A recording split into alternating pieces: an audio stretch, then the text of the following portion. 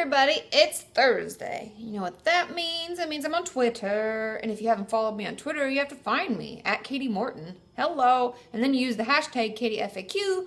And Twitter's amazing with hashtags. You can really easily find them, search for them. Sometimes I'll even go way down and be like, wow, that one was asked like 2 weeks ago, but I'm going to answer today. So don't lose hope. Keep asking your questions. So today I have 3, and I have a journal topic / activity I want you to do. So stay tuned for that. Okay, let's get going. So the first question is, describe the good and bad things about counseling and why you choose to do what you do. I thought this was really interesting because many of you I know have spoken to me about wanting to become a therapist or wanting to become a counselor or psychiatrist or psych nurse or any number of mental health professionals. And there are good and bad things about our job. So let's do the bad first so we end with the good. How's that sound? Yay! Okay. The bad is that we don't get paid much, like pennies, it feels like. And I don't think I felt fully prepared for that when I was paying for my own school and took out student loans. So be very aware of how much the average person in your state, usually they break it down by state, makes, because that's something that you want to consider when you go into it. Because I think the average amount in California when I was in school was a therapist makes like $55,000 a year. So you just want to be aware of that and the cost of living where you are and how you're going to manage that, because that's important, what we make. The second bad thing is, unless you're fully prepared to be a therapist, it can be kind of exhausting.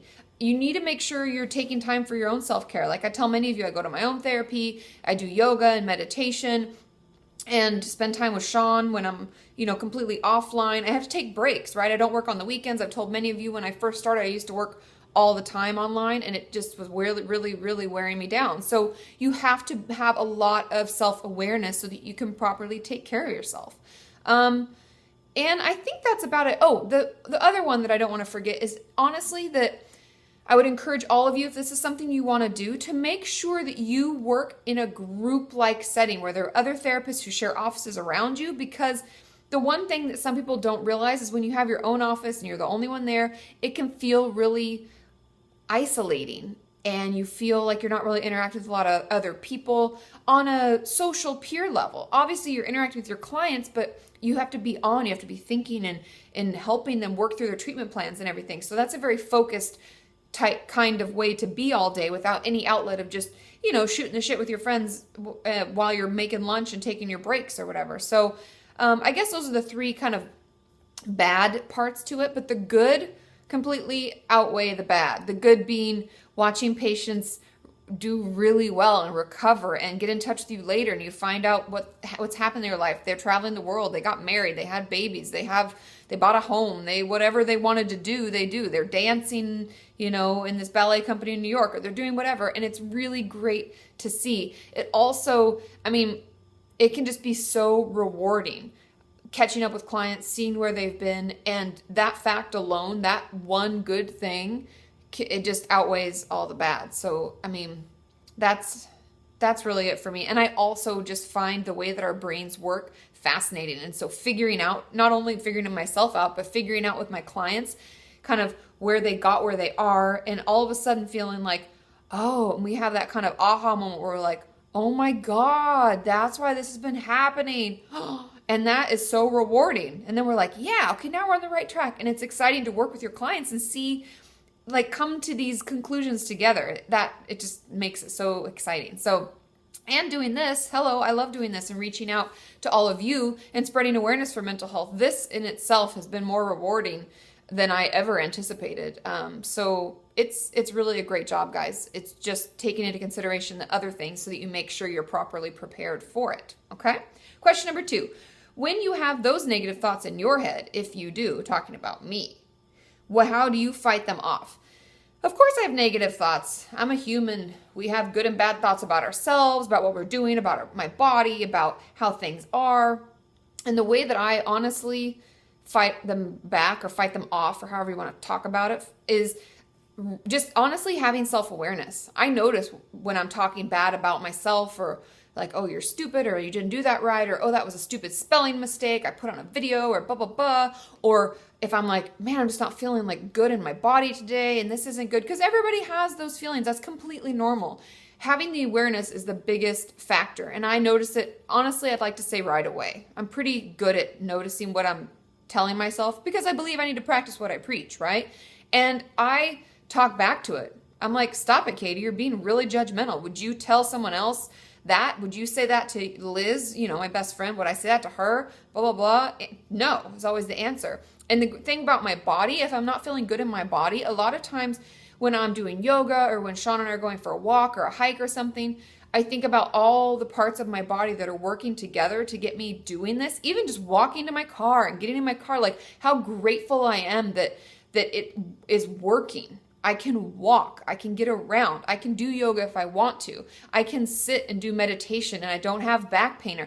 There are so many things to be grateful for. And so that's the way that I turn it around. I turn it into, I'm grateful for my body because, and I just go on and on until those negative thoughts about like, you're fat, you're this doesn't fit right, they go away.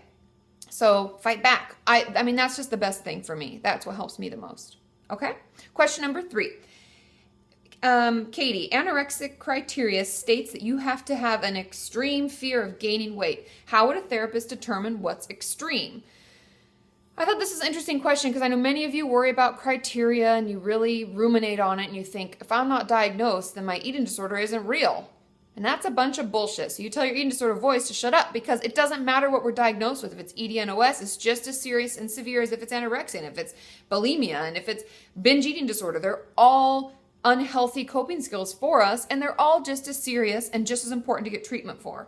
Now, in this case, if we're going to say an extreme fear of gaining weight, it's just like, to me, any eating disorder, when I first get that bubble and I'm like, oop, this must be an eating disorder, what kind do we think it is? And, I have to ask more questions and probe for more answers. Is it taking over all of your time? All day, do you think about this? Any amount of free time where you're not like having to do work or something, it bubbles in your head and you're like, how am I going to do this? I have that thing and I can't eat there and I've got to do this and how am I going to get the food for this? And it's like food, eating, exercise, binging, purging, whatever it is. If it is like running in your head all day, you probably have an eating disorder because that's really not normal.